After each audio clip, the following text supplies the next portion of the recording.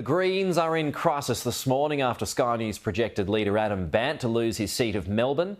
Potentially it could lose all 4 of its lower house seats, representing a bigger wipeout than the coalition's on a seat percentage basis.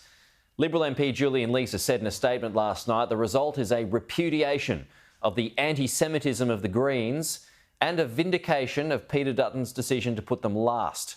He continued, Greens senators will now be elected on the back of Labor preferences. It remains an indictment on Anthony Albanese that he could not bring himself to put the Greens last. That from Julian Leeser. Well, joining us live now is the Shadow Trade Minister Kevin Hogan for his thoughts on this. Kevin, we'd usually have a Thursday panel with Sarah Hanson-Young, who will likely now become the next leader of the Greens. She's unavailable though today, unfortunately. But what do you put the Greens reversal down to if it's any one thing? Well, yeah, interesting result, Pete, for that. Obviously, we know the Liberals struggled in the city on the weekends in big time, but the big losers, as you said, are the Greens. I think a big part of it is, as Julian just mentioned, is that we didn't preference them. Sometimes the Liberals have preferenced the Greens over Labor in inner city seats. That's how we originally got Adam Bandt. So I think it's a really good policy to not do that. But look, I agree. I think this extreme positions that the Greens took on many issues has done them a lot of harm. And Pete, I'd add to this, hasn't been a good night for the Teals or a good weekend for the Teals either. They've lost now Goldstein. We know they lost a seat in the redistribution and they didn't regain, and we don't think they're going to regain Bradfield on the back of that. And they had a big push made up here in the seat of Cowper, just down the road from me. $2 million they threw at Kaz Hayes to beat Pat Conahan. Pat got an increased majority. So Teals have had a bad weekend as well. So just back on the Greens, Labor has, and we're watching Kooyong too as well, but Labor has a major majority in the lower house now, right? But with the depleted Greens, they'll likely support Labor in the Senate. So items such as taxing unrealised profits in super will probably now sail through, right?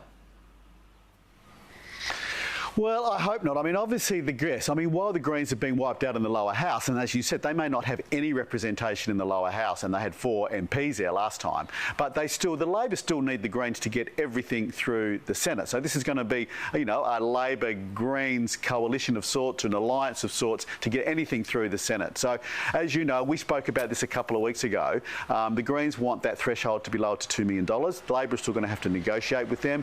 This is tax on unrealised gains, unprecedented almost in any other Western country, and a disaster. So, look, I actually, Pete, congratulations to Labor. We know Labor can run a good campaign. Let's hope they can run a good country. But I think we're going to see, and I have to congratulate them, the Australian people have voted them in, but I think we're going to see a much more extreme Labor government this term. I think they'll be much braver on some of their hardcore socialist left policies, and, good luck with that. OK, let's get to your own house now, Kevin. Can the coalition survive as a unit? Or do they need to split?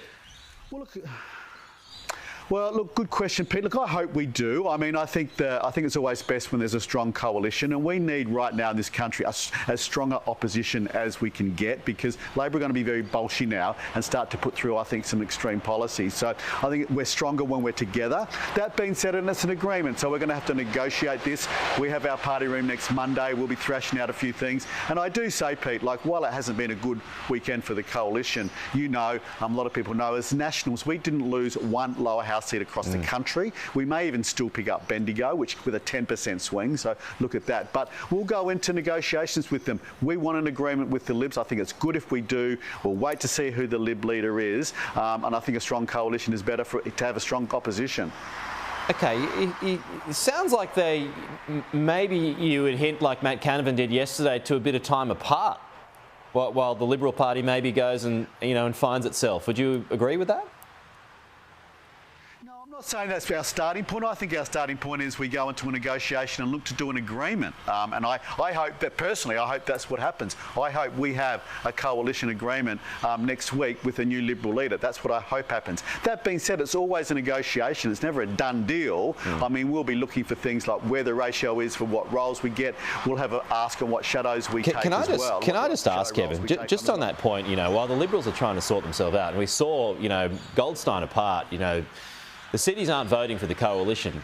So how does the Liberal Party get the city votes back with the Nationals attached to the Libs, who are, obviously want more regional items up? Well, I don't think they're necessarily mutually exclusive for the good of the Liberal Party, Pete. I think some of the policies we had, and I'm not going to articulate them now, but I think what's good policy for us is good policy for the country and good policy for the Liberal Party. I don't think that necessarily the things that we ask for is damaging to them. I think, even though the results don't sort of support this, Pete, we were very unified the last 3 years. I think Peter Dutton did a good job in lots of ways in keeping us cohesive. There was no leaking. We were very unified on a lot of policy. So I don't think that necessarily means that what the Nats want is damaging to the Libs. OK, we're going one by one through members of the Nationals Party. We've been doing that bit here when it comes to nuclear. So I'll ask you, Kevin, the future of nuclear as a policy platform for the coalition, should nuclear stay or go? Well, I was asked this yesterday, Pete. I said we should review every policy, but I will add this to it. I look at the 3 Nat seats that have proposed nuclear power stations on them, the seat of Flynn, the seat of New England, the seat of Gippsland in Victoria, and all of those Nats MPs who have those in their seats got swings to them or didn't go backwards. Mate, I was on pre-poll for 10 days handing out. I had Labor people with nuclear T-shirts on. No one raised that issue with me in 10 days. So I don't think it was a big deal. People weren't raining up to me saying, shock, horror, nuclear, talking about other issues, but nuclear wasn't one of them. OK, so for now, nuclear stays for you? Well, I wouldn't be wiping it now, no. But again, I did start it by saying we need to look. We got wiped out as a coalition, Pete. We've got to have everything on the table to discuss. But what I'm saying is it wasn't one that I was hearing on the ground that there was a problem. But having said that, I didn't pick this, Pete. I was shocked on Saturday night. My seat, I didn't go anywhere. We started with a 10% margin. A lot of my colleagues have stayed on the same margin as Nats or increased their margin. So we didn't see this coming. It was a big shock. Yeah. OK. Good to have you with us as always, Kevin. Thank you.